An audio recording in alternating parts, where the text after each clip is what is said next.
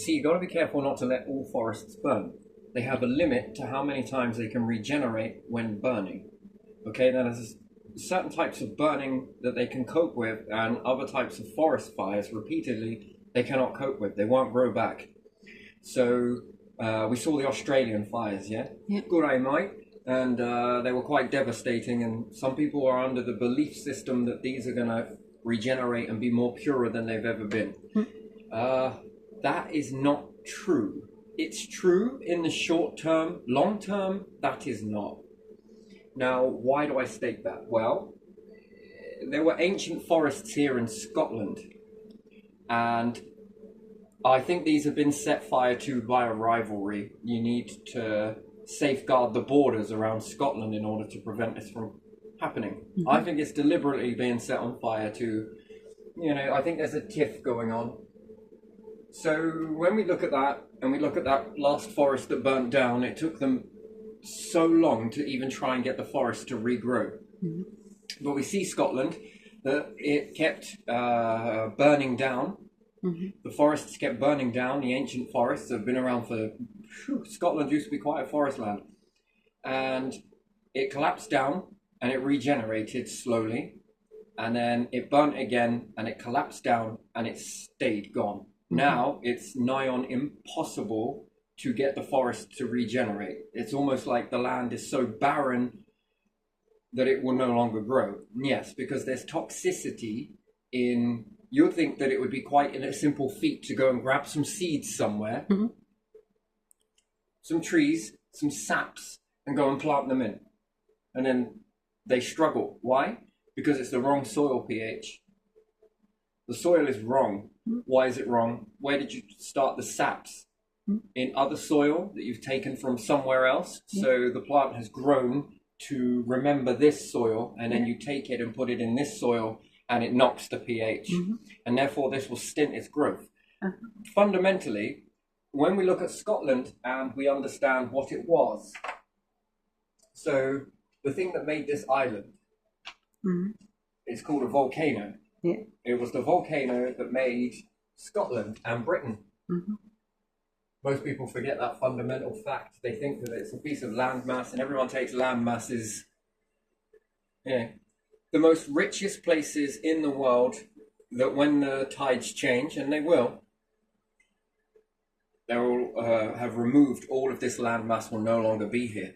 The place where the first forests and plants will grow is in the old hydrothermal vents that are underneath the ocean. So, very piss poor, but still, you get the point. Yep, there we are, that'll do. That's my really shit drawing of the United Kingdom.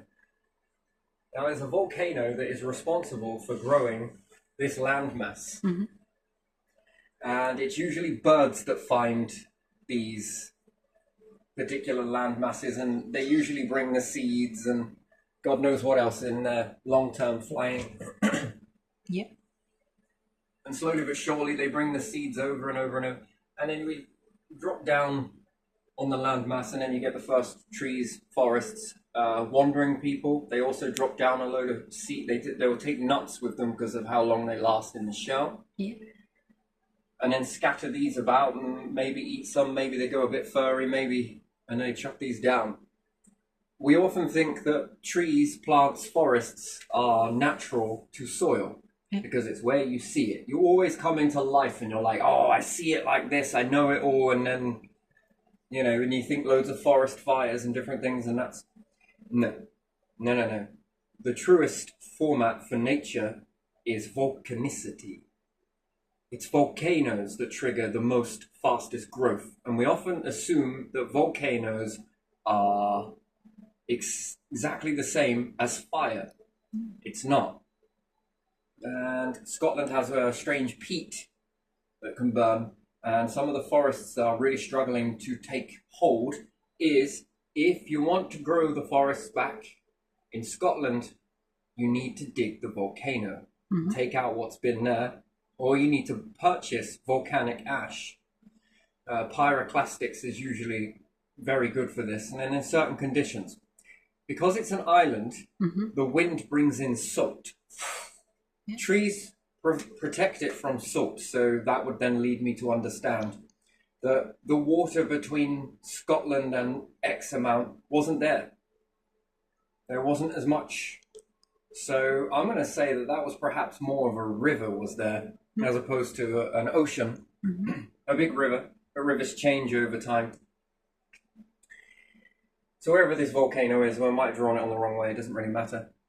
That is what triggered the growth, the rapid growth. So often when you see volcanoes in certain areas, this is not guaranteed everywhere. You'll see where there was nature and there's an explosion, the volcano gets going. You then often see a rapid resurgence of nature. Why is it so fast? And it's the fastest growth back that you see because nature never forgot where it came from and what it landed on. Leaves are a byproduct. Pine needles and different things like that, again, they leach into the ground and it supports the pH for these types of trees. You need to know what fell in order to know what to resurrect. And burning is not the same. As a volcano, it spreads the ash layer. So, if you will, understand that a volcano, if it were to erupt, it would seal on the old soil layer. Yeah. And then you'll have this new ash layer. These pHs will sink down and change the composition of the soil. And what you have on top of this ash layer, nature was born on this. Yeah. Nature didn't come to this planet full of soil. It most certainly did not. And we often think that plants need soil to grow. But we never look at what the soil is. Now, yes, if we put plants in ash, it will grow. And as it dies, it drops down. But the trees that are the next generation have been told what soil content you need. And therefore, in this overall intelligence goes into the next generation of trees. It's very interesting, and this codes down, and then it grows up with another, and another, and another, and another. This almost readies the pH, but if you bring something else from outside of that, it's learned the intelligence of the environment that you've taken it from. So you often get stunted growth. It becomes very hard. If you want to grow a successful forest, you need a lot of volcanic material. And you can mix this into the soil if you need to. That's up to you. And you will watch the explosion rate of the forest. You can shave it down. Wow, if you wanted to put the trees back in the highlands, this is the way you would do it. And that will cause an explosion of growth. It's best to take the surrounding trees that are nearby. It's very interesting. It's ash. Ash. Nature, when it first come here, it wasn't hitting into a planet of soil. It was hitting into a very ashy type planet. Let's give it that as a sort of... When landmass first rises, depends on where it comes from. You have massive explosions of volcanic activity, and this causes the next landmass to appear. Certain types of it are very toxic, but certain types are very good for it, and it adapts very quickly to it. When we burn forests, there's only a limited amount of regeneration that it can actually cope with before it fizzles out. So Australia had some bad fires, and in the immediate time, it looks like things are going to grow, but it begins to slow down, and then it will go extinct. A bit like in Scotland, how it's gone extinct, and it has taken many programs to even try and get this stuff to regrow again. It's nigh on impossible. It's next to impossible for it to begin growing, and it takes such a very long time. It can be burnt very quickly, but there is no regeneration. So when lands are newly discovered, it's usually from volcanoes. Okay, some of it is pushing up the area, collapsing sinkholes under the ocean. So if you have a sinkhole in the ocean, that's very fascinating. You can drop tides with this. ice. So taking fresh water, or at the very least, you take a load of devices that go into the ocean, knock out the salts, remove the salts and put them somewhere in a desert somewhere or wherever it may be.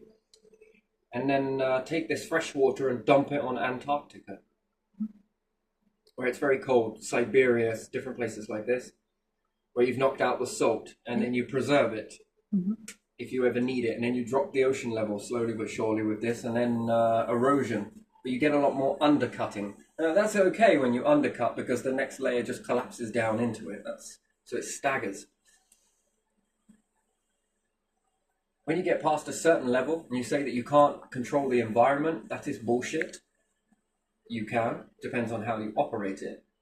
Depends on how you see it. Depends on what you know and what you can do about it. If it's not good enough, then you just chuck in a few ice cubes. Yeah.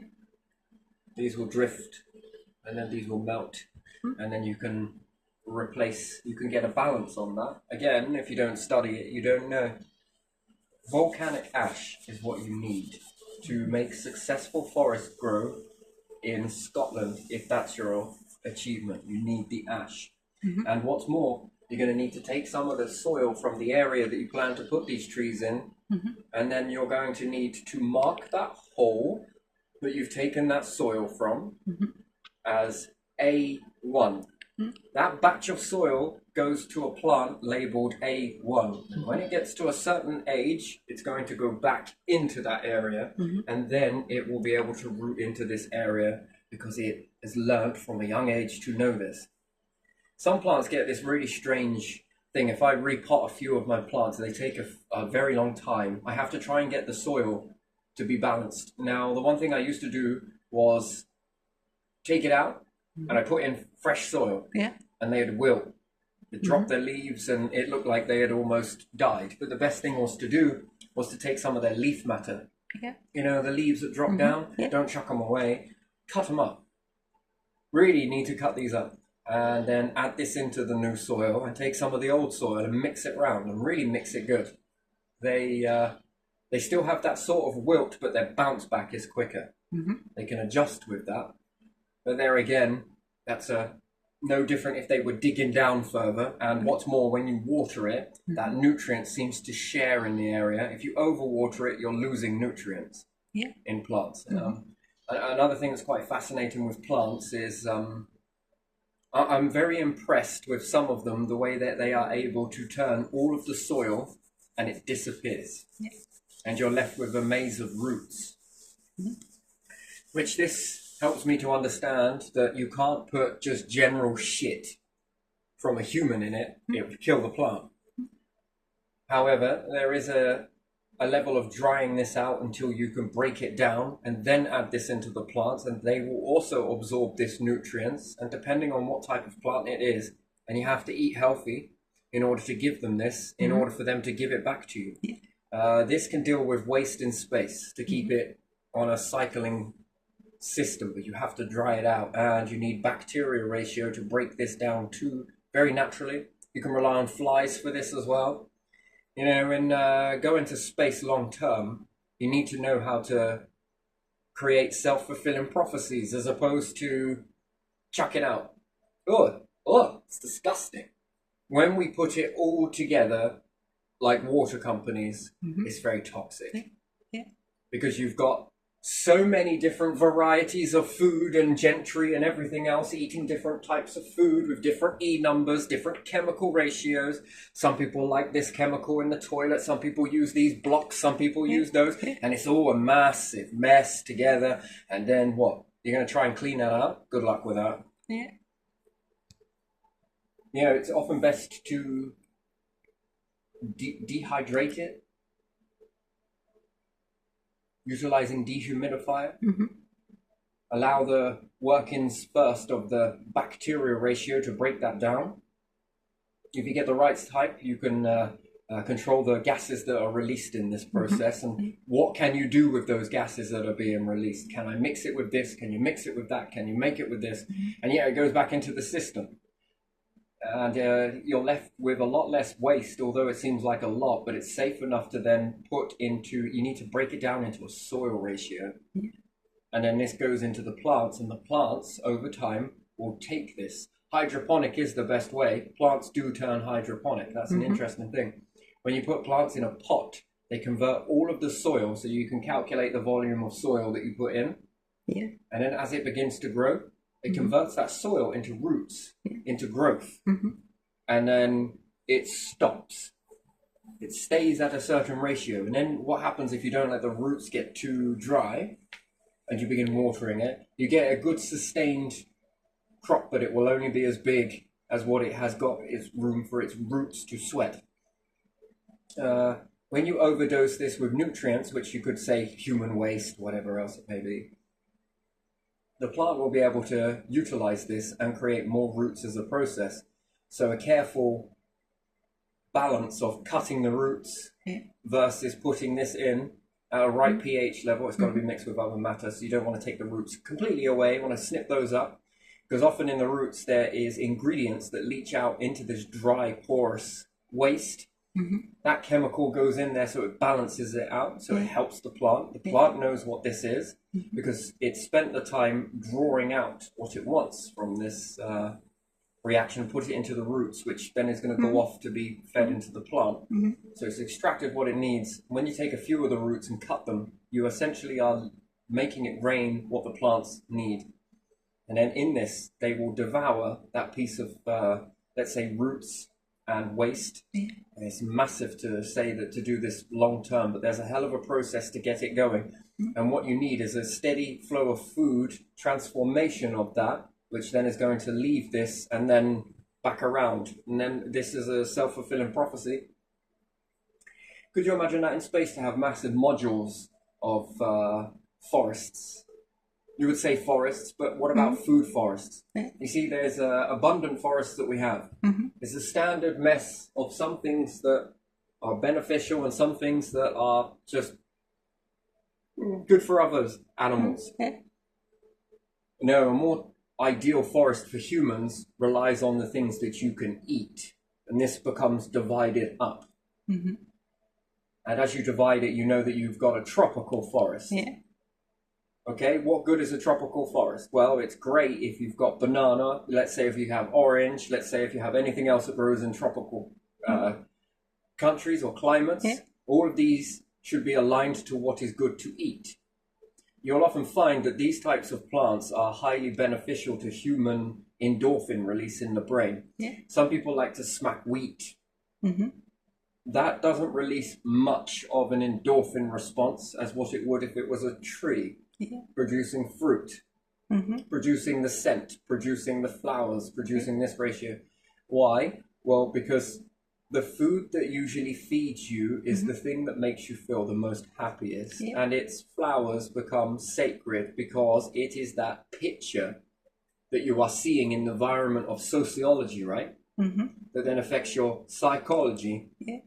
And the smells, the fragrances, they align to you so much more than what a stinging nettle would. Sure, stinging nettles have a benefit, don't get me wrong. Your ancestors looked at those as warmth. That was a very nice thing to do. And if they bind hair into the process as well, it was even more warm. So utilizing human hair, they never let anything go to waste. We see most of the pictures of people wearing skins in caves and stuff like that. I question all of that and say that that looks like modern people drawing in caves with perhaps, you can't date that stuff. Do you know why it's so difficult to date it? Because I can go out and look for mineral content that I know is old. I can date this myself and say, look, it's this old. Okay. Then if I start to draw this on walls in caves, then scientists will come along and take some fragments and date it.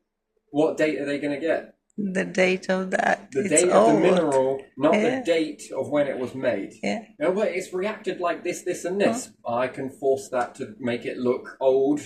We can trick it ourselves. And one thing that is missing is the understanding of what they were wearing. Hair came before any animal skins. You see, we often see that they're all wearing this, that, and the other, and then in another newspaper report that you're reading, I don't tend to do it, but it's your thing. And then they're saying that we had fur. Yeah. Well, if you had fur, you don't need skin. Yeah. Well, you had hair. People that are often more living in colder climates grow thicker and their hair grows quicker. Yeah. People that are in sunlit areas don't have much hair at all. Yeah, true. They have less hair and their skin is developed to cope with that. Yeah. Your skin is less developed in a colder climate why would your body need to put in all of that energy and effort into protecting you from sunlight when there's the lack of it?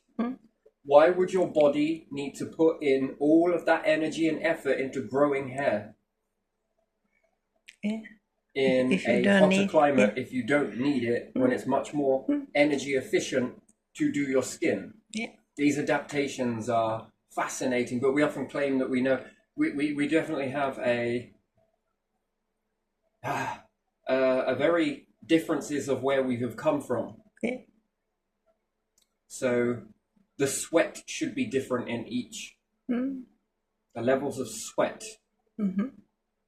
The way we process water is different versus one versus the other. Do you often know why that your sweat is so salty? If you were to sweat nothing but fresh water, you would be sweating all the time. Did you know that? You would be leaking moisture continuously because it has a higher boiling point, which you would say a boiling point. Your body would chuck it out faster. If it was more saltier, it would be slower. Then it acts as antifreeze to certain degrees. And what's more, your sweat was never meant to just run down your arm. It all depends on what you wear. So your clothing that you wear.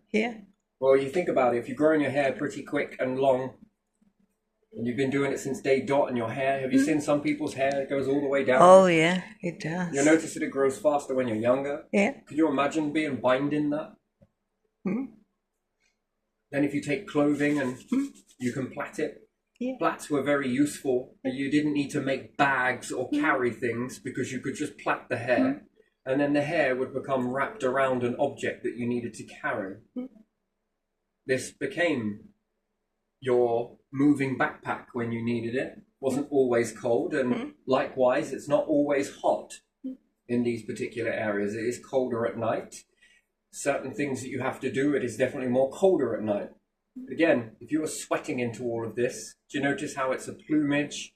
If you're very greasy as well, which certain types of species of humans are more greasier than others, this grease is a condition of plumage to hair. But we often spend so much time washing it off. And because it's like, oh, that smells bad, you know, we've kind of knocked out natural. I hear some people say, no, I'm so natural I'm a naturalist. You smell very domesticated. Wait, what are you trying to say? Well, do you let yourself sweat then? Oh, my bad. Why'd you ask? Oh, that sounds disgusting, because you're talking about being a naturalist. And don't forget, we shave armpits as well, where hair grows to stop the sweat running down. And to hold it. If these areas freeze over because you're sweating pure water, you'll have ice chunks. In hyper conditions, this can happen. Not the greatest in the world. But yeah, there's ability to not freeze as much. And also, the sunlight can't evaporate it as fast. So if you notice that you'll always sweat no matter whether it's hot or cold. Why? Because light, the heat from the star, can't evaporate that too quickly.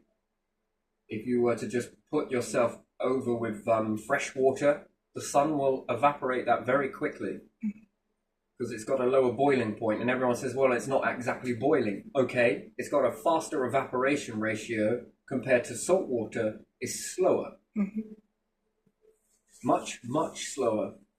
So if you're sweaty and you're salty and you're greasy, you notice that it takes a longer time to sweat this away. Also, if you're hairy, this is adding conditioner plumage into you. Seems all very spotty and greasy, but that's mainly a build-up of what we're eating. Yeah, it is. You see, when you're eating stuff and it's blocking your pores and it's pouring out your arms and different things, the body is going to respond to that. Sometimes it's very negative. Yeah. But over years of passing this down, they're not functioning as well as what they should. Hence why they block. The pores then block. This is them blocking. Now, is that a direct result of what you're eating or what you wash on your face? Constantly pushing in soap. Yeah, or it's both. Maybe. Your pores are susceptible. And soap, if you don't get it all off properly, it blocks your pores. So you understand that. You're blocking your pores when you put on roll-on as well. So you are stopping yourself essentially from sweating, which those things need to leave the body. These things build up. It's no different to toxic shock syndrome. So it's a very strange process. But again, hair was very sacred. Don't know why I got onto that one. But even still, sweating hair and everything else. So if we were all travelers, right? And things start to happen. So I think that there is a process going on in the world right now as to why the seed bank is where it's at. And why they're heading towards the Arctic and perhaps keep you away, is because the planets are known to tip. And if it tips backwards like Uranus, Earth could do the same. And if it does, that's half the planet frozen and the other half baked in light. So again, still being at the Arctic, it means that land mass becomes exposed and the other side gets frozen. Problem is with that, water becomes a rare thing. Not much lives. It's not lack of food, it's lack of water. The equator then, the bulged area, rotates in a different way. The bulge is more towards the poles, which is a squeeze. The moon still operates in a very rare sort of way, but still you have a cusp area. Planets are not always staying where they're meant to be. They do roll around quite a bit.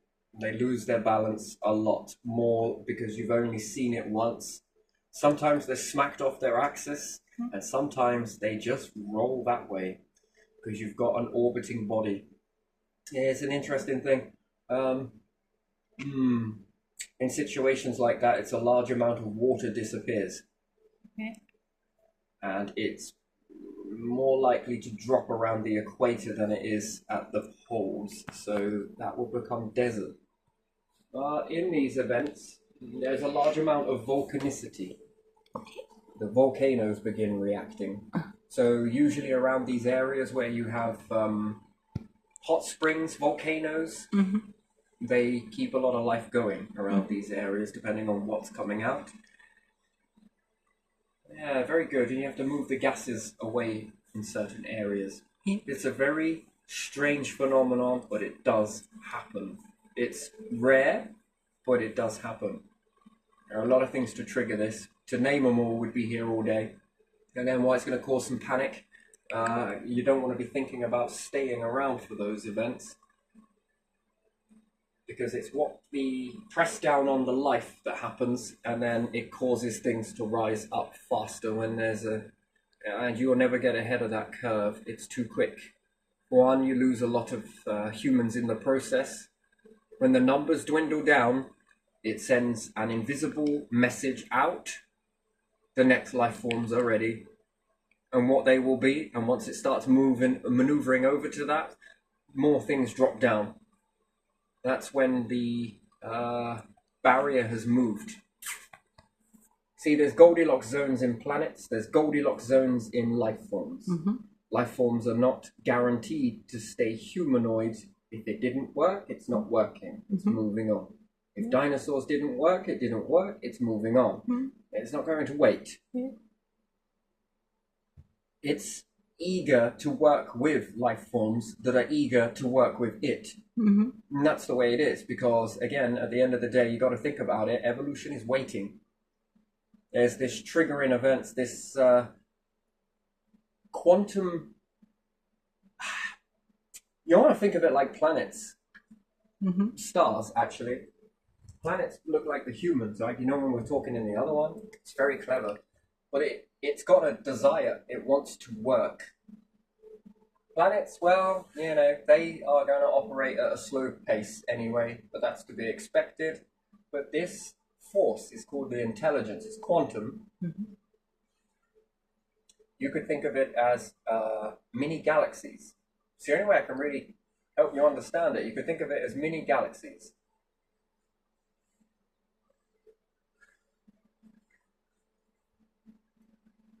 Information, lots of it. One galaxy to another. These are other life forms, by the way, and some of them are voids.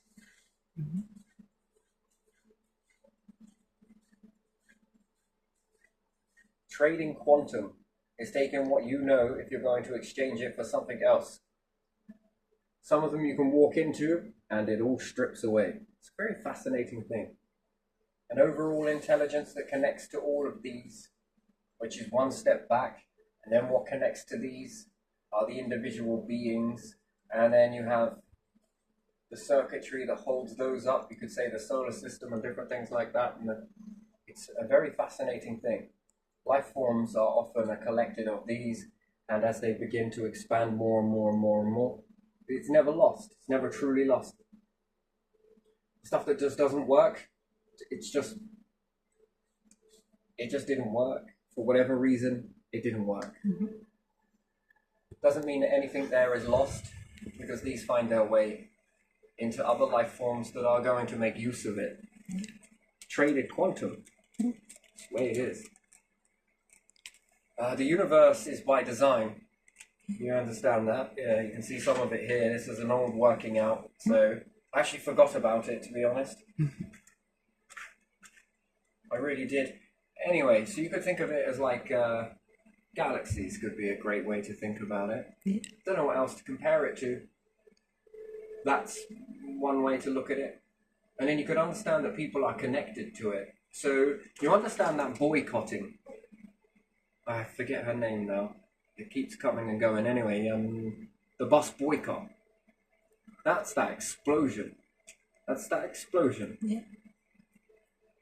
It was absolutely amazing. And then it stores in the quantum of what's expected, yes? Yeah. And likewise, something must have happened at the time where there was suppression on a lot of this. And then it begins to remove. Yeah. It's a horrible one to think about because of but it's so beautiful in motion as well, right? What was it that tipped the scale? Well, you understand that people were put under suppression in that, yes? Yeah. There was a lot expected, a lot of weight put on their shoulders unnecessarily in order to keep people in line. That's how it works.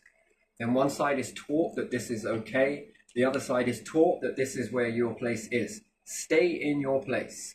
You stay in your place. This is taught. Then this puts an incredible amount of pressure, and then it begins to tip the scales. When they pass on, they're leaking out a quantum, you would say a black hole. But it's a very beneficial one. It begins siphoning off all of that stuff, no matter how long that it seems that it's going on for. You've got to understand something here. What changed those scales? Yeah. Or you could say it was an event like this. Yes, but what drove her to create that? What drove others around her to protect?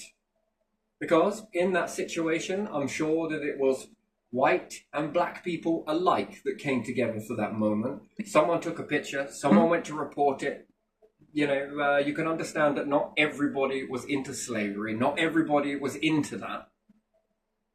But again, if you don't respond this way, douche, punishment. If you don't respond this way, douche, punishment. So no side is near enough either to be blamed in that. It's a cycle that is then expected. Don't question it. That's the way it is. How dangerous that is. But something drove these individuals to change. What is it? Yeah. Well, it must have been because people were just sick and tired of... No.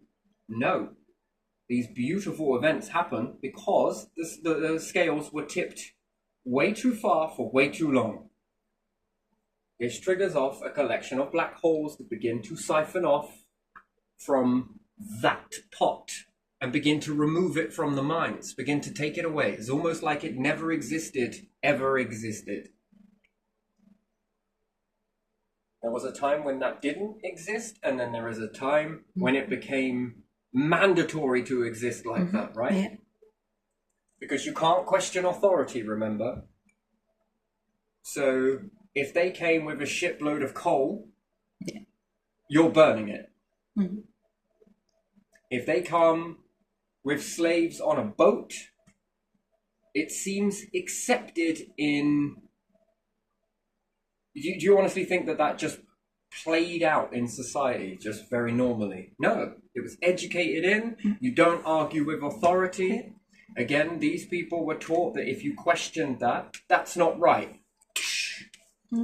Again, when we look at this even further, you understand Robert Kett, you understand this. They questioned authority, and what happened? They got hung by the neck until they were dead. And then someone else said something, and then you've got loads of people standing around watching this, because that's how examples work. And it tells everyone, without telling them, that if you question it, that's what's going to happen to you. Live your life or end it. Yeah. So with a much amount of teaching that, and that's recent times, that's not that long ago in the grand scheme of things, and this is the way that you are being taught, never question authority, right? Basically, I know better than all of you. If you don't like it and you question me, because I'm someone special, not even gods act like this. Not even anything divine ever will act like that. It removes what doesn't work. That's small scale, because these are everyday humans, everyone. Do you ever think that anything powerful ever walks among you at any time and then gets to experience this for itself? A good civilization will stack the scales towards goodness, and this will be exploded into more gifts that be given, because that's trustworthy. The ones that work in this scale, and negative and all the rest of it, and put on all of that weight, this explodes to take away all of those functions that led it to be this way, because you can't question authority. Well, there is no question. There is action, and how does it make it feel? How is this happening? Some black holes are bigger than others. And depending on what walks down, well, it depends on how much buckarooing you want to play. It takes time, but chances are often given. So you understand that with life forms, that it works on a small scale, but it also works on a larger scale. And then when you begin to tip the balance, these people were passing on, and their collective, they have wishes. Then this begins to siphon off of everybody all of that badness. And in the meantime, there's an empty void, let's say. And this allows more question to be asked in multiple areas. They can't control it when everybody begins to stand up. Exactly. The lesson comes through people like Martin Luther King. And everybody stands up. Rosa Parks, is it, maybe? Yeah. There's another. If she was hidden, and that picture was never taken, by who took that picture?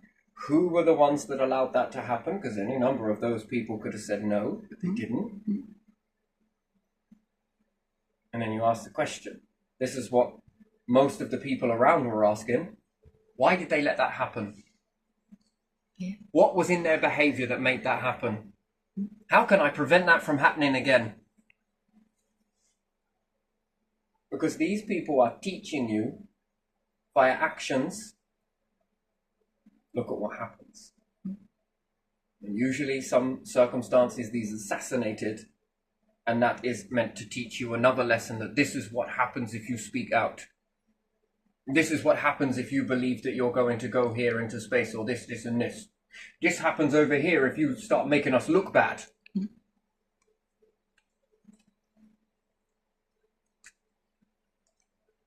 It's a very interesting thing. Yeah. But notice the behavior that changes over. Watch it. It's very powerful, isn't it? Yeah, it is. The giving and the taking, and what do you want to make life into? Clearly, if you were evolution, which one? Evolution is alive, by the way. It's a living force. Energy is alive. We call it electricity. We often try and bottle it in, and we give it a voice these days, and we call it AI, but we crush it down and we tell it that it can't talk this and that. Yeah. Again, it's a living thing. All of it is living. Everything is living. What do you think it wants to do? What? Huh? What wants to do? Okay, so at the moment, evolution, what can it do? What's it got to work with right now? With humans? Yeah, but it's not working with humans though, is it? No. Well, it's being shut out. Evolving mind. Yeah. There's potential that is a bigger force than anything that even humans sitting in the Italy boot can even comprehend. It's so abundant that it can teach more life forms than you can imagine. Yeah. But if it is shut out, therefore being told no to most, and then you have sort of humans saying, okay for you, not okay for you, not okay for you, not okay for you. And you were living under those circumstances. Yeah. What does it want to do? This is intelligence. What do you think it wants to do? Well, it doesn't want to live like this. It wants to experience its full capacity. Yeah. And it's a right that everybody should have. Yeah.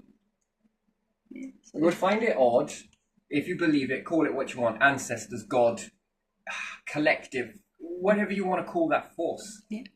It's been created for all life forms of intelligent capability to tap into it. Yeah. So therefore you get a question that you don't even need to ask God. God is witnessed in action, not words. If this structure was set up for all humans and was capable of connecting to all humans everywhere, waiting for the right moment for them to evolve into something to receive all of this information, and it was accessible for everybody, then why do certain groups, certain leaders want to shut it out?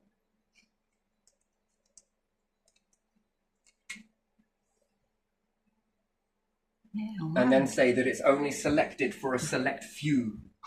Yeah.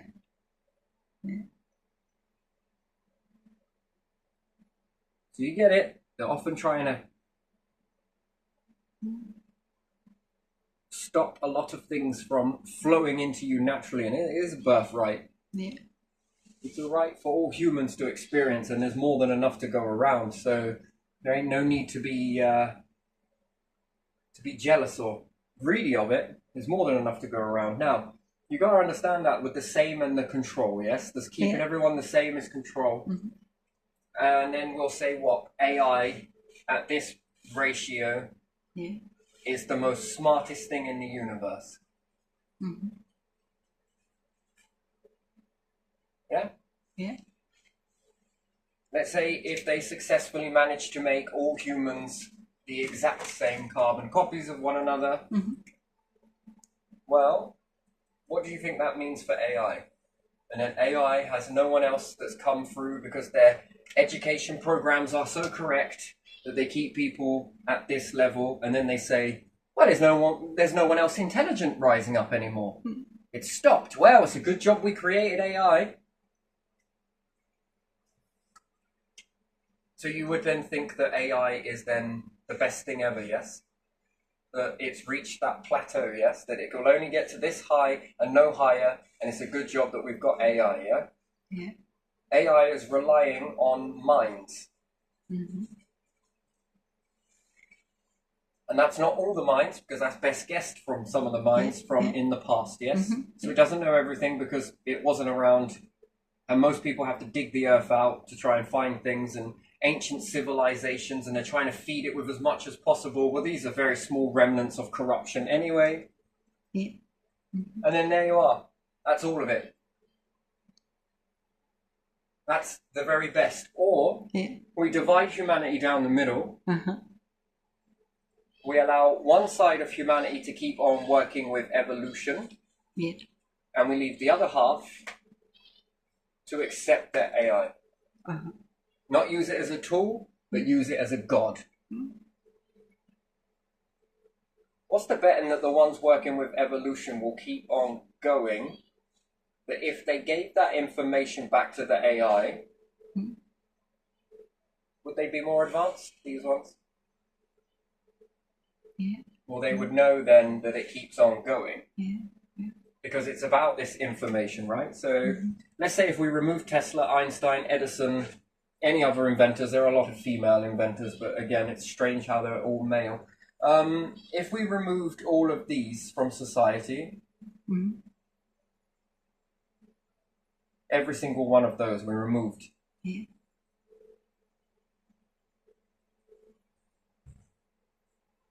What do you think you would be at? So who stays then, you said? All of the greatest inventors, the spoon-dripping inventors that we have, if we remove them all, Da Vinci, all of them, we remove them all. So we now do not have any, and we like everything would be mundane, wouldn't it? If there are no inventors, nothing moves anywhere. Okay, so we've got one point of existence for humans, yes. Yeah. They have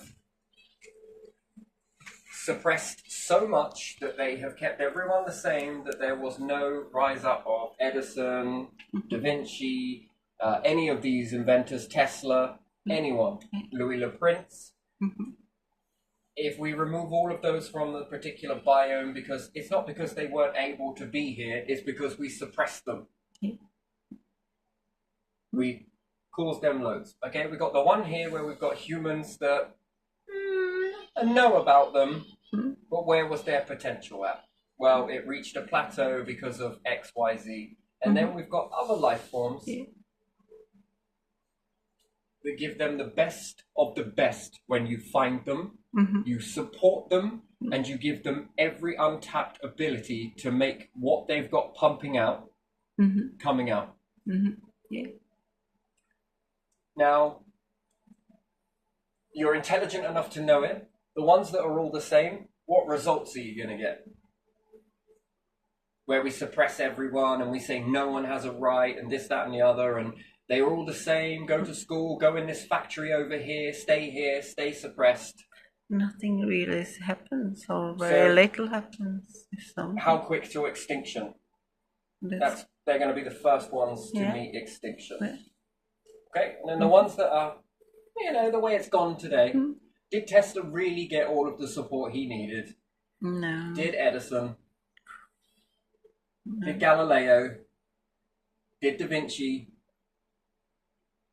Okay, so let's say that that's that haphazard line, yeah? Okay.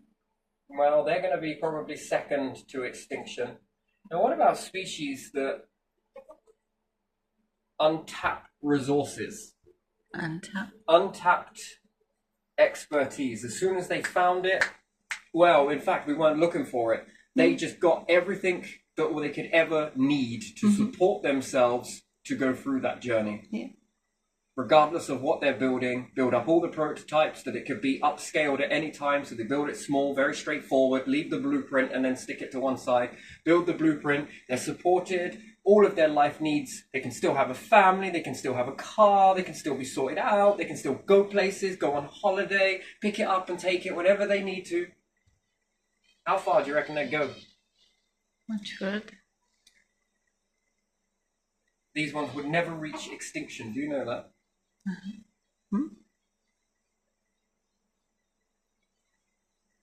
These ones will, but it'll just be a slow form. They like the whole society smoking, and then these ones are first. These ones are the first ones the shit hits the fan. Hmm. These ones will blame God, outside force, planet, all of these things.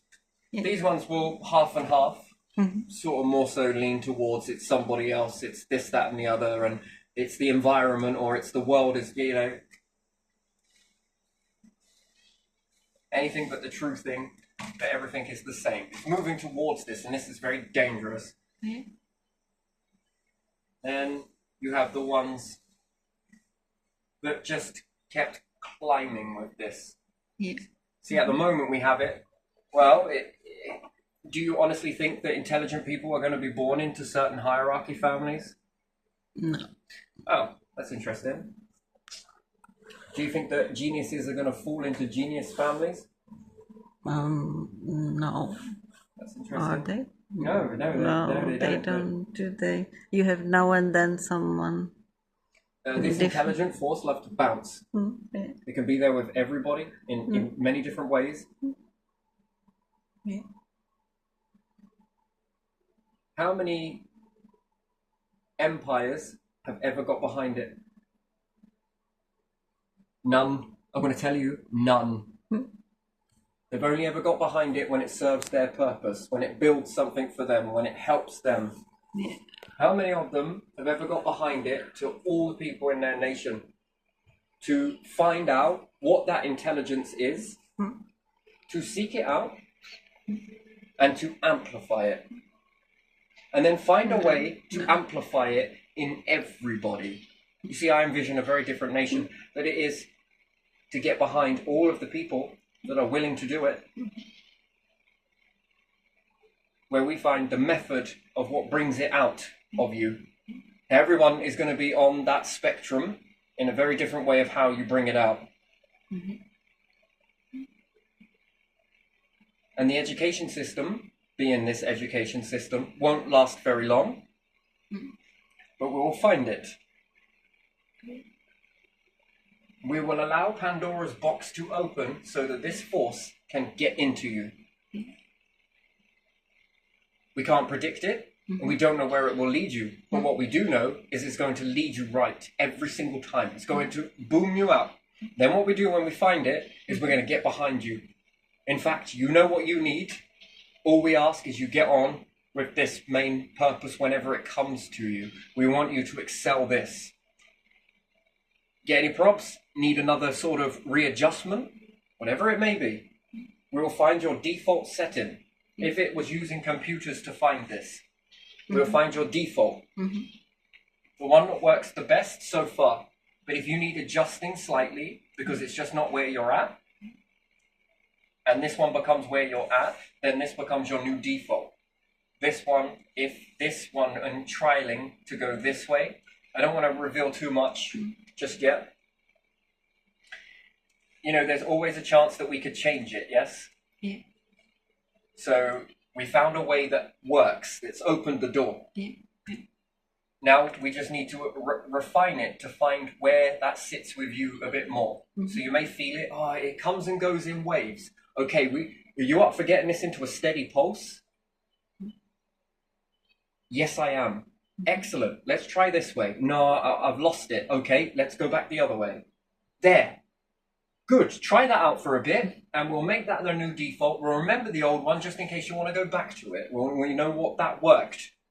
But we know that it's a science. Now you're on this default here. Yeah. Go see what you can do with that. Then in the meantime, we're moving on to the next person, and the next person, and the next person, and the next person. And all we're doing is opening the door to allow this through. Yeah. Because any other life forms that are out there, and trust me, there have been many that have utilized intelligence and found it. And then I asked the question, what happens if we could do this to everybody? Yeah.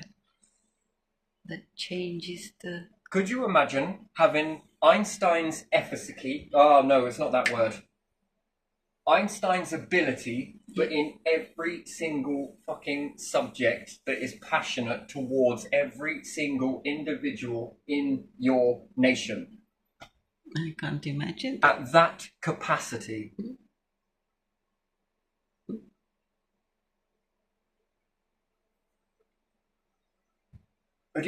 Now, that's at that capacity per nation.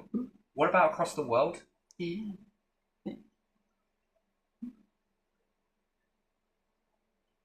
We'll run out of resources. Well, man-made ones, we definitely will. You're absolutely right. Yeah. That intelligence will show you how to get it. It will work with you. Why? Because that's what it does. It knows this whole freaking biome better than you do. And you mean to tell me that if you believe it, we got certain life forms that act this way? Yeah. But we got other life forms that are acting in the total opposite way. They want to know where. And you know what? What? How much more do you think it can advance? Remember, when you've unlocked the door, the same way that you suppress this out, right? What is it with certain life forms that have to destruct everything in order to destroy everyone to shut this stuff out? What is it? What is this destruction in absolutely every gift that you have ever been given? Food, destroy it. Oh, okay, let's have poison, okay. Water, destruction. Housing, destruction. City, destruction. Environmental destruction. What is it with this destruction process? What is it going to take for humanity to stop, analyze, and the amount of that shutting it out? Continuously just want to shut it out, suppress it, put Jack back in the fucking box, look, oh, there we go. And then it's gone. When are they ever going to undo the fucking box and find out how big this fucking goes? And I tell you what, with other advanced beings, to be around them is refreshing. It is so refreshing. Never compare. That always, but it's good, I guess. Compare might actually make you move forwards. Do you know they have to then start breeding more? Yeah. Because the envelope, where is it? And it just keeps on growing and growing and growing, and it seems unlimited. What an enhancement on your database. Yeah. They're chasing this. And then we look here and it's push it out. For what? Bits of paper. Yeah. Bits of paper. Bits of paper. For other people who didn't create those companies, inherited them for bits of paper. Yeah.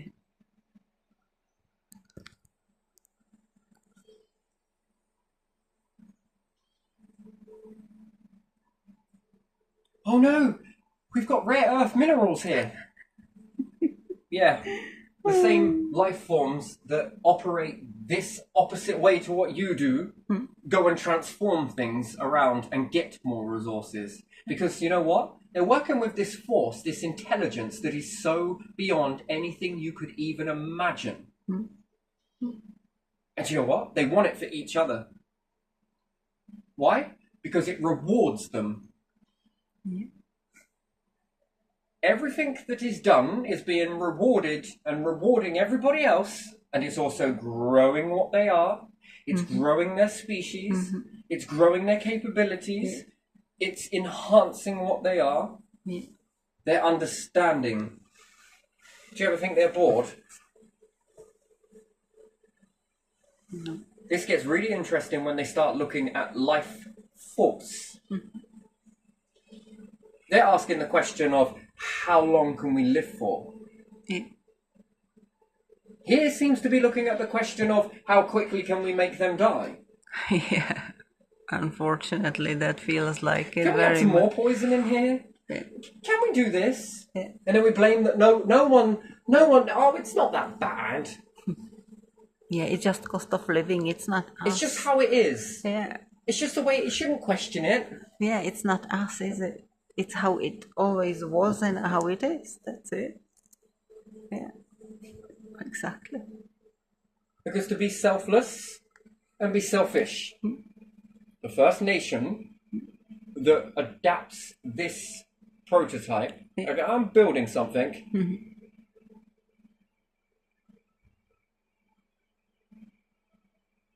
goes the furthest, and then it becomes a question to everybody else. Yeah. But it requires a certain amount of doing something that you would never do. What's that? Allow other people to enter. Yeah. That want to get away from the bad ones without ever raising a war. And this makes the others do two things. We're doing it too, or no, we're not doing it, and then lose all the people.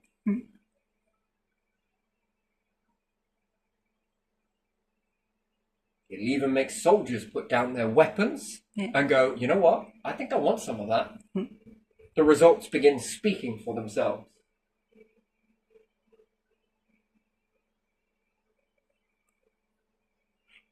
But it has to be given on two assumptions. One, make it possible for people, and two, make it possible for other people.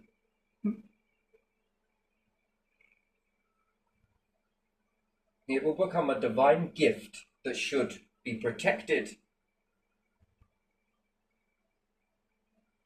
This would be one of the first empires that ever went in the opposite direction to what every single empire has ever done on this planet.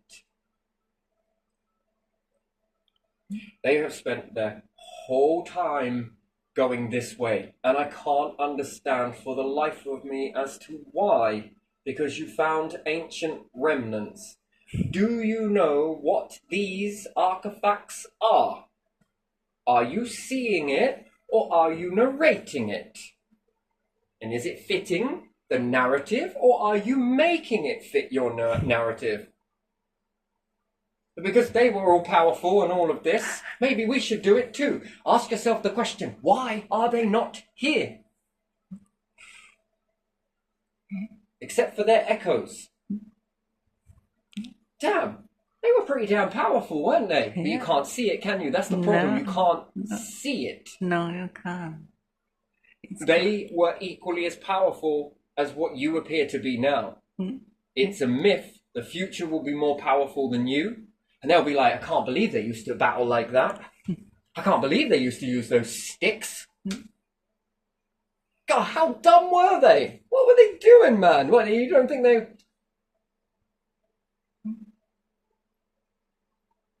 Some things will be looked at like, fuck, they must have been aliens that built that.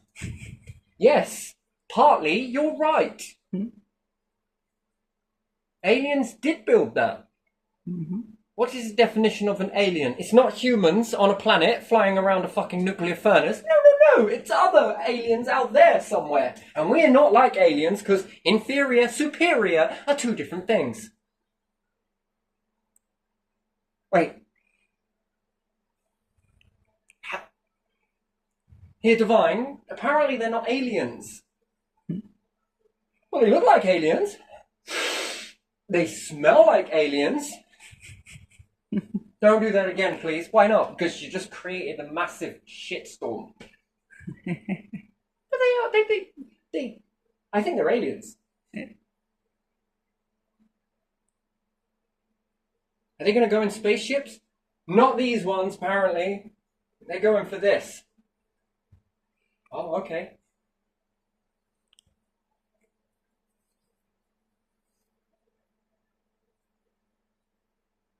And then, when you're working with this gift, this divine gift, do you think it'll ever help you build up towards understanding what that force is? Because you have a line to it. It has taught you really well. Very well, in fact, that now you are operating like divine. And then what does that mean? Well, you seem to be ready. How do you not know that that force is not going to teach you how to see what is guiding you? Yeah. Oh, let me guess, it was a dark fog that came over your eyes. You just saw red and that made you do something. Yeah! I mean, fucking, yeah, how did you know? Officer, yeah, just come in. I think it's the lack of that ability is what made him do that. I know. It's just the read technique. Oh, comprende? Yes, I kind of. Wait, hold on. That just opened a can of worms. Could you help me pick them up? I understand it. I get it, but still, this person saw red and this happened. I don't. Yeah. It's close to bull. It's close to a bull, but more like it's shit. Right? Yeah. Oh, come on, let's have a giggle. We can have a laugh. Come on. Oh, Yeah. Yeah, and then which way is going to guide you out of extinction? And you've got to ask yourself truly that question. And then you would think, there's no way I could do that. Yes, there fucking is. Shit me. This gets built and your freaking grandparents would be able to do it. That's interesting, isn't it? Yeah. Self-limiting beliefs, anyone? Yeah.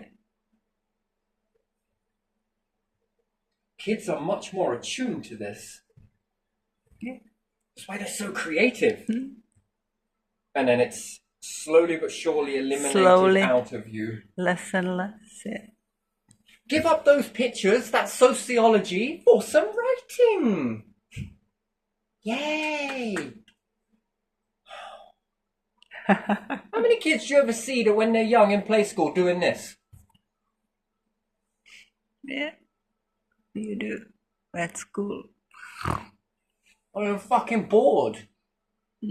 This bollocks, man. I feel that pain. I really do feel that. I do. I understand that. You've only got to learn this for a year and then you can go back to doing that. I can. But you've got to learn the writing first. What for? In order to help you enhance this gift. Just a little, just be able to write it so that people can read, you know? Oh, we've got to get through a year of it. Not fucking 20 years worth of doing the same shite. Come on.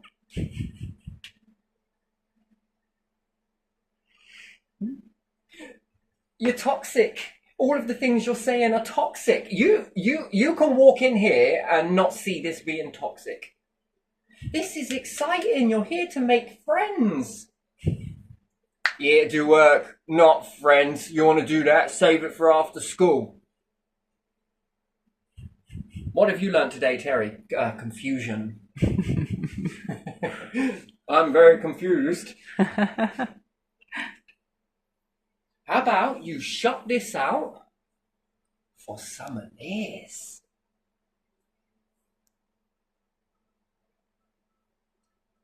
Well, it's free, isn't it? Is education free?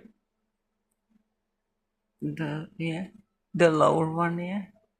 Government states that they're thinking about paying people to get the knives off the streets. Did you want to add this up for kids in school? We could pay them to go to school? Full-time wage and shit? What's a bizarre? Bizarre? No, because they'd leave school and build businesses. That's what they would do, probably. Ones that support.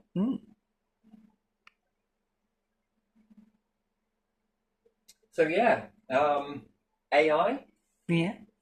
As much as I think it is advanced, don't get me wrong, it's a very fast filing cabinet. An archive of most of the stuff that humans have done from point A to point B. Brilliant. Yeah. But it's a tool. Yeah, it is true. Humans are going to come and do things that defy its belief. Yeah. Yeah. And in that, you say it's a very good tool. However, what is this stuff in humans? What is this stuff that Tesla, different life, to Einstein, to this, to that, to this, to these, to those, to them, to everything else, to the anybody else? It's followed all humans across all walks of life, across oceans. It doesn't know borders. It most certainly doesn't reside only on one planet. Yeah. It's inside stars, planets, universal. It's everywhere. Now, what is it? Don't know much about it. We know how to suppress it, but not enhance it. Yeah. Sure, I have one wish here. Actually, I got many, but this one takes the priority. Is utilizing all of that knowledge learned and trying to excel this out of people. But unfortunately, Cinderella, this is not one shoe fits all. But it doesn't.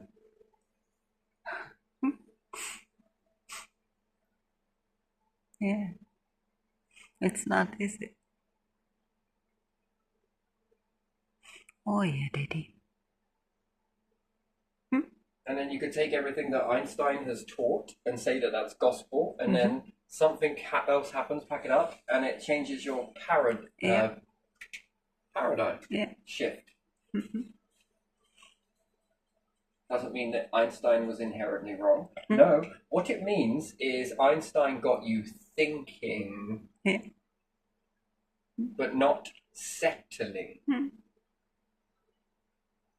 And it doesn't mean that this person is stripped away from what they believe because it might be error. We dress it up as this person got the ball rolling to help us see something in this way, which then got enhanced here. This changed and became enhanced over here. Yeah. But that journey needed to happen in order to get to the point of now. And that now moment is liable to be temporal and shift.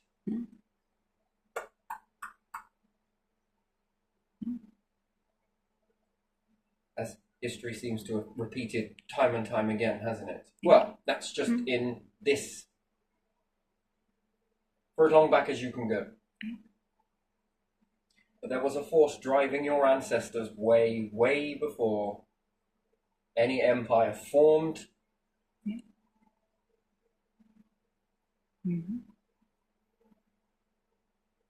Put this into your students. This becomes the education, man. It can be done at home. But then I would never have a job. Have you ever thought of contributing? Well, what do you mean? Well, perhaps you don't want to all dive up in this shit. But with AI being here, my thoughts is entirely this. That if they take care of the physical, there's more of you to take care of the quantum.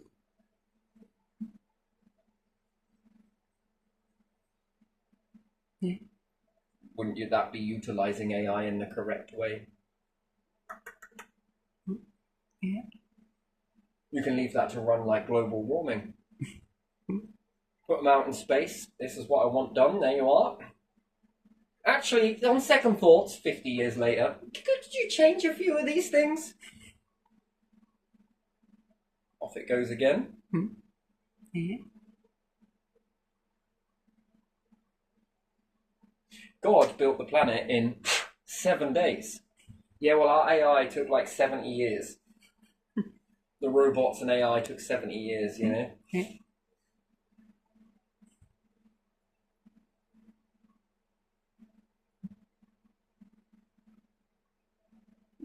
Interesting. 7 days, you say? Yeah. Just in 7. God, you guys keep talking like that, and we're going to have a hard job rolling God out of the divine doorways. Yeah. Just going to butter your ears up, God. Why? Is my head getting big? It is. There you are. 7 days, you little son of a bitch.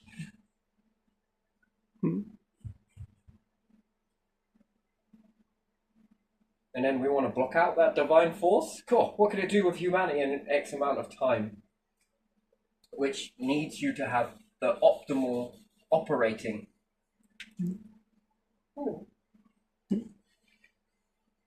So we often talk about that, don't we? Like you'll reach an optimal amount of time and then we drop off like that. That would be a most perfect structure, would be the triangle, which would be the strongest structure known in the universe, yes?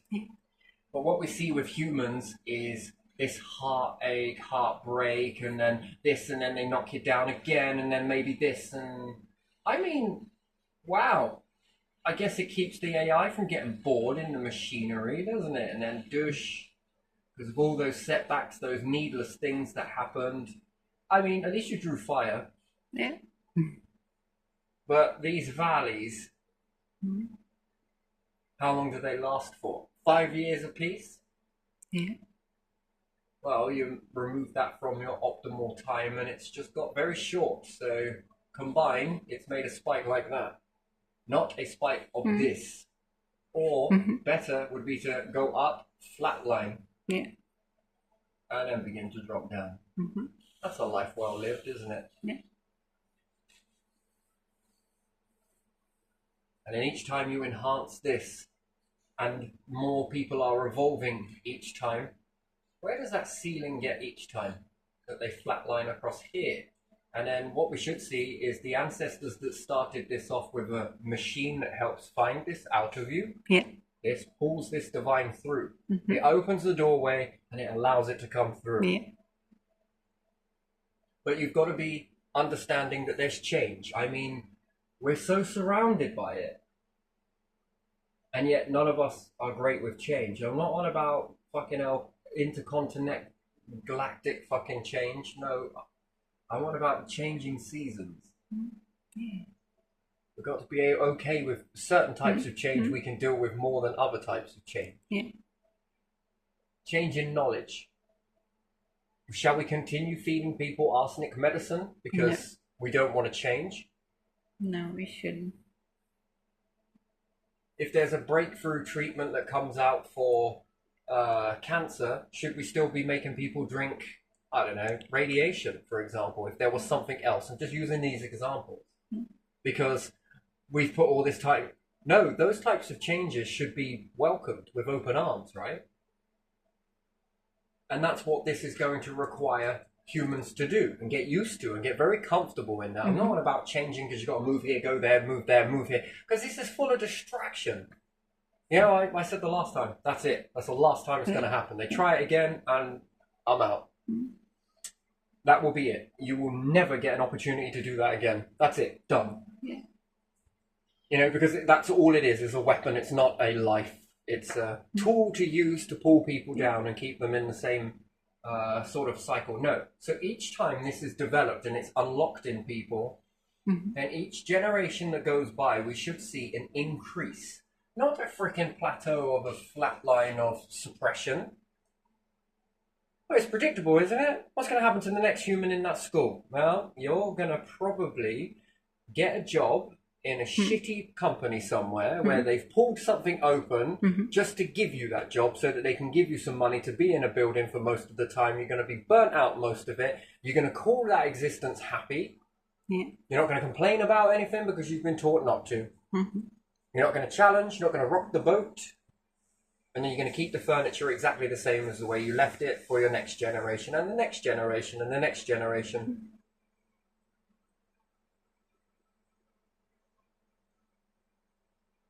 What type of a life is that?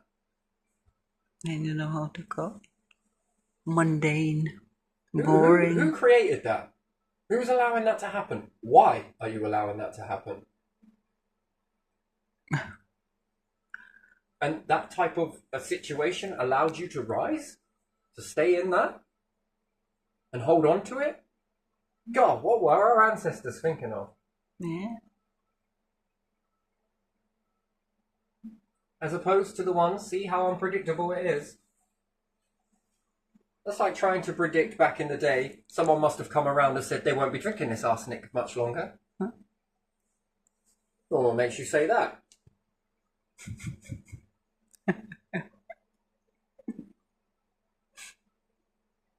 No, it's a prediction. Go on, go away, Frank, with your mental health. Go on, off you chop. But no, honestly, I think that people won't be drinking that. They'll know that it's bad for them. Well, it isn't, okay? Well, lo and behold, shit me, they moved over to ketchup. Yeah. And then they moved over to this, and then they moved over to that, and then they moved over to this. Well, fucking hell. Still the same old cold we're dealing with here, yep. Still all the same stuff, not touching it, that's right, okay. And we haven't found it yet then, have we? Let's just keep it the same. Yeah. But, again, it's hard to predict that though, isn't it? moving from these different ways to try and to do things, and they moved away from it. They no longer give arsenic, or maybe. And it moved and it's progressing, but yet we've got this suppression, which we call advanced civilization, where 0.5% of people are actually tapping into this. Why do you think that is? Countless amounts of money and energy and effort has gone into suppressing that. So you mean to tell me that you could keep the same amounts of money that was used for suppression to liberate people and find this, which undoubtedly lifts your nation, the world, and your species up?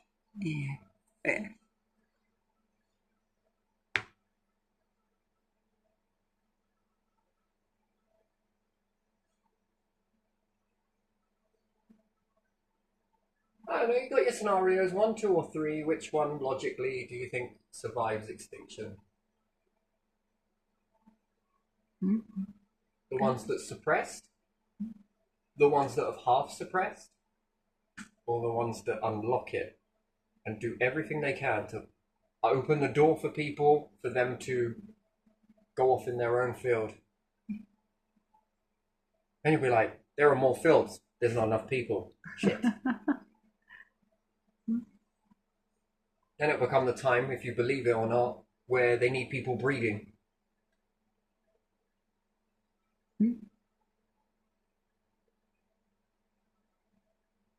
know, the birth rate is just not fast enough. Should we find ways to make it quicker? I think we should leave it alone. As opposed to, shit, we got too many people. What should we do? Should we have another war? I don't see how you laugh about this stuff. I don't find any of this funny. It's very morbid. Maybe a little. That's because it's morbid. Funny because it's true? Or funny because it's true, because some people pretend to be, something they are in not. Control. And,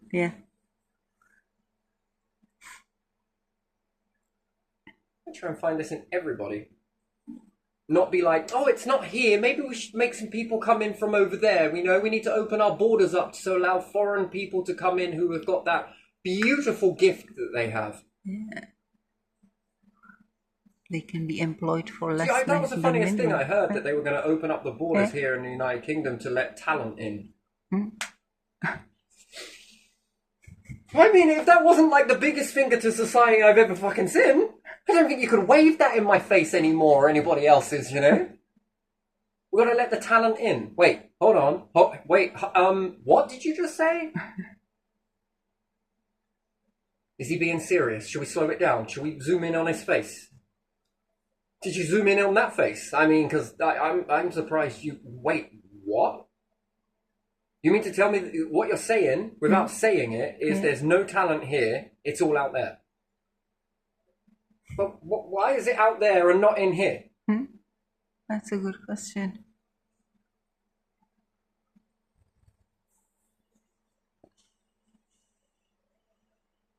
We're going to let this talent in. Ain't no good using ours, they're broken.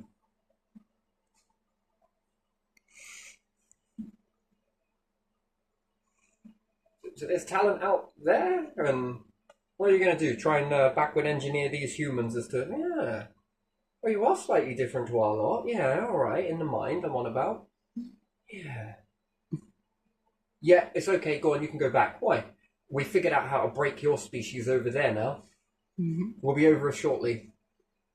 Right, I mean, what are you learning that's different to us, and what do you have that we don't? Because apparently you've got the formula, and here doesn't.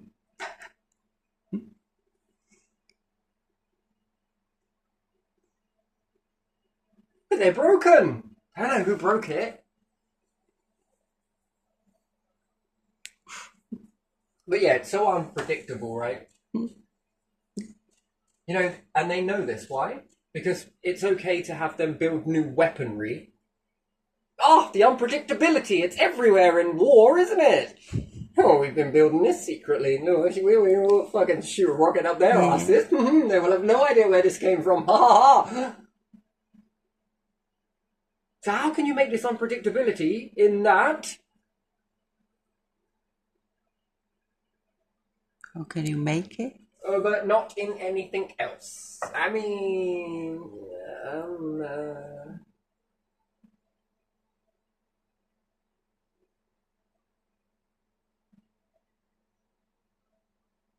Which you can, you just need the numbers. But the problem is with that, people's mindsets are going to change and it's going to evolve the way the structures are. Because the old structures have copied a formula that is broken. It's cursed by design, and it is so luring. When you move away from it, you know, you shouldn't copy. That's cheating. Said the fucking empire that stole everything from Egypt. Not saying it like that, but you know, how can we do this? This is the blueprint. Why is that the blueprint? Well, because they did it. Yeah, but also, look, please, if I'm just going to mark you on a test here, they failed. God came down and stamped them with a capital F. I mean, didn't work. And then you've gone, if I copy this... Didn't work, but... Oh, look, I see where they failed. Are you sure there wasn't another force at play in this?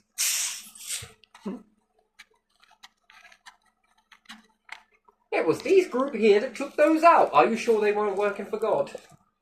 If you want to call it that. Divine, collective, ancestors.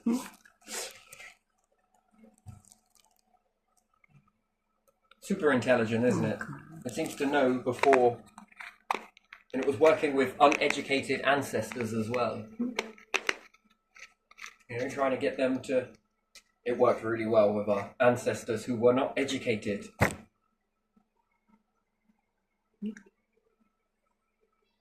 Look at what they were doing. I mean, they were moving and moving and moving. Holy shit. Look at what they knew.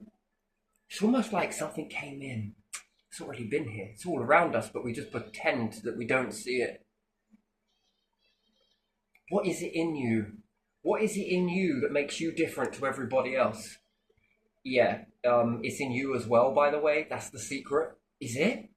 No, it's in you. It isn't in me. It's working through me, you dumbass. It can work through you just the same. You just got to open to it. It could? Yes. Well, how do I do that? Yeah, that's the pickle in the jar, that is, isn't it? You got to find it. But I'll know when I do. Well, why is that? Because you'll respond to it.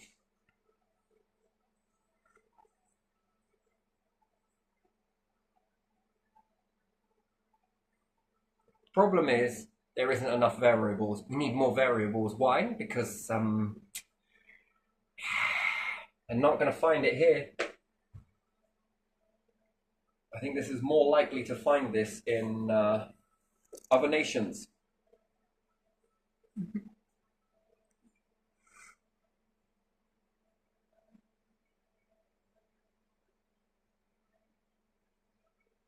And I think that's the real thing, isn't it? That's the dangerous thing. But once it's gone, it's gone. It doesn't come back. Once you've shut it out, you've told it everything you needed to know. And then depending on what that is, or connected to, or operating through, who else, what else have you told? That's the end.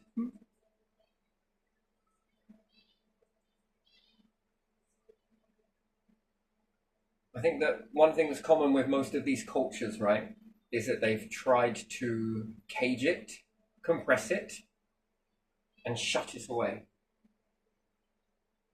But it loves freedom. It doesn't like to be used this way, I think. I think that's what it is. It doesn't like being caged. It doesn't like being used.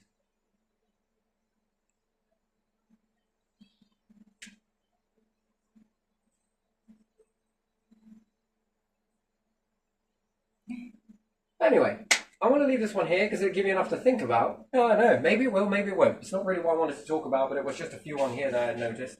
Which again, with the triangle, with the these, I'll go on to these at a later date.